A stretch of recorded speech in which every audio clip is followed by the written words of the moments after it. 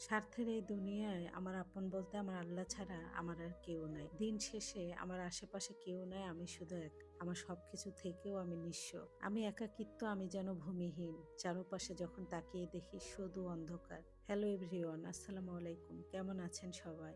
জন্মের পর থেকে বাস্তবতা দেখতে দেখতে বড় হয়েছি। যখনই মনে করি এই বুঝে আমি সুখ পেয়ে গেলাম, সুখ দেখে যখন আমি হাত বাড়াতে চাই, তখনই সে সুখটা কয়লা হয়ে যায়। আমি যতটুকু চাই এতটুকু আমার কপালে যেন জুটতে চায় না। আমি দেখেছি জন্মের পর থেকে আমি যখনই সুখ খুঁজতে চেয়েছি, সুখের বদলে দুঃখই পেয়েছি। সুখ যেন আমাকে বলে, ডোন্ট টাচ মি, আমাকে ধরিস না তুই। ধরলেই হতভাগার কপালে ছাই জুটে যায়। যারা অল্পতেই খুশি থাকে, অল্পতেই সন্তুষ্ট, একটু স্বামীর ভালোবাসা পেলে অনেক বেশি নিজেকে হ্যাপি মনে করে। মাছ ভাত খেলেও নিজেকে সুখী মনে করে। দিন শেষে দেখি ওই মেয়েগুলো না চরমভাবে ঠকে যায়। আমার সবকিছু থেকেও আজ যেন আমি নিঃস্ব। অসুস্থ হলেও অনেক বেশি ফিল করি। বিপদে পড়লে ফিল করি। আমি যদি কোনো দিকে হাত বাড়াই, আমি একা। আমার পাশে একজন মানুষ এসে দাঁড়ানোর মতো কেউ নাই। অথচ অনেকেই আছে আমার, শুধু মুখে। সবাই শুধু আমাকে এতটুকুই বলতে পারে, আমরা তোর তো আপন, আমরা আছি। কিন্তু আমি যখন দিন শেষে কাত ঘুরে দেখি আমার পাশে কেউ নেই, আমি একা। স্বামীও দিন শেষে বুঝিয়ে দেয়, জানেন, যে আমি কতটা একা, কতটা নিঃস্ব। কারণ আমার পায়ের নিচের মাটি অনেক দুর্বল। সে জানে যতই অবহেলা করুক, যতই আমাকে কষ্ট দিক না কেন, এই সংসার ছেড়ে আমি কখনো কোথাও যাব না। কারণ আমার তো যাওয়ার জায়গা নাই। আর একটা মানুষ যখন জানতে পারে এটা আমার দুর্বল পয়েন্ট বা আপনার দুর্বল পয়েন্ট, ওখানেই বারবার মানুষ আঘাত করবে। কষ্টের কথাগুলো কারোর সাথে শেয়ার করতে চায় না, কারণ মানুষ কষ্ট দেখলে গ্যালারিতে বসে হাততালি দেয়। সবাই সুখ উপভোগ করতে চায়, কেউ কষ্ট উপভোগ করতে চায় না। যে একটু সুখে আছে সে মনে করে আমি অনেক কষ্টে, আর যে কষ্টে আছে সে মনে করে বেঁচে থেকে আমার লাভটা কি। কিছু কিছু ভিতরে এমন কষ্ট আছে যেটা কাউকে বুঝিয়ে বলতে পারি না, কারো কাছে প্রকাশ করলে মান সম্মান শেষ হয়ে যাবে। আর যদি লুকিয়ে রাখি তাহলে ভিতরটা দুমড়ে মুচড়ে শেষ করে দেয়। তারপরও মানুষ, আল্লাহ তাআলা যতদিন বেঁচে রেখেছে থাকতে হবে, সবকিছু মিলে। সুখ কষ্টই তো মানুষের জীবন, তাই না? যাই হোক, অনেকদিন পর হাঁসের গোস্ত রান্না করলাম আস্ত মশলা দিয়ে।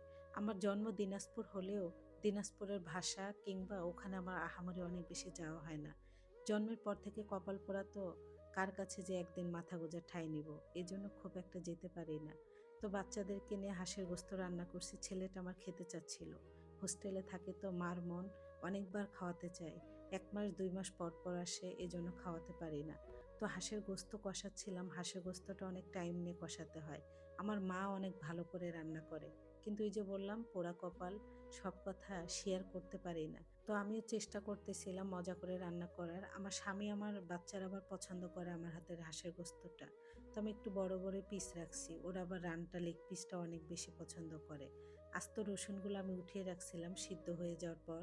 আমি যেহেতু মাখিয়ে বসিয়ে দিয়েছিলাম হাঁসের গোস্তটা, তো রসুনগুলো আবার কষাতে গেলে গলে যাবে।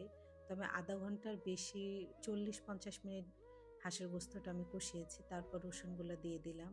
আর ১০-১৫ মিনিটের মতো কষিয়ে একটু ঝোল দিয়ে দিব যেন একটু তেল তেল থাকে। চালের রুটিও আমি বানাবো। এই সাইডে পানিও গরম দিয়ে দিয়েছি এক চুলায়। মানে ২ সাইডেই রান্না করতেছি যেন হচ্ছে তাড়াতাড়ি হয়ে যায়। দুপুরে হচ্ছে চালের রুটি আর হাঁসের গোস্ত দিব। আর ভাপা পিঠা বানাবো রাত্রে। বাচ্চা আবার চলে যাবে, শীতের সময় চলে গেলে আর বানিয়ে খাওয়াতে পারবো না। এজন্য রুটিটা আমি তাড়াতাড়ি বানাচ্ছি। ওইদিন বানিয়ে এত বেশি মানে শরীরটা খারাপ হয়ে গিয়েছিল। কেউ তো সাহায্য করার মতো নাই, নিজেকেই সবকিছু করতে হয়। কাউকে যদি নিজের কষ্টের কথা বলেন না ভালোভাবে, তার সাথে শেয়ার করেন, দেখবেন কি ওই মানুষটা আপনার কষ্ট আরো বাড়িয়ে দিচ্ছে। এজন্য না আমি কারো কাছে কখনোই শেয়ার করি না। আপনারা আমার সবচাইতে আপন মানুষ। এজন্য অনেক কিছুই বলতে চেয়েও বলতে পারি না। কিছুটা আপনাদের সাথে শেয়ার করলাম। জানি না আপনারা শুনে কি মন্তব্য করবেন, তবে সত্যটা সত্যই হয়, জানেন? যাই হোক, তো এদিকে চালের রুটিটাও আমি হচ্ছে বানাচ্ছি তাওয়ার উপরে ফুলকো ফুলকো করে। আমি রুটিটা আহামরি অনেক ভালো বানাতে পারি না, মানে গোল হয় না বেশি। যতটুকু পারি চেষ্টা করি স্বামী সন্তানকে খাওয়ানোর। দিন শেষে আমি একা, সন্তান আছে ২ টা। যখন দেখবেন স্বামীর কাছে আপনি কোনো মূল্যায়ন পাচ্ছেন না, বড় হলে বাচ্চারাও আপনাকে মূল্যায়ন করবে না। তো যাই হোক, সবাই ভালো থাকবেন। ধন্যবাদ সবাইকে।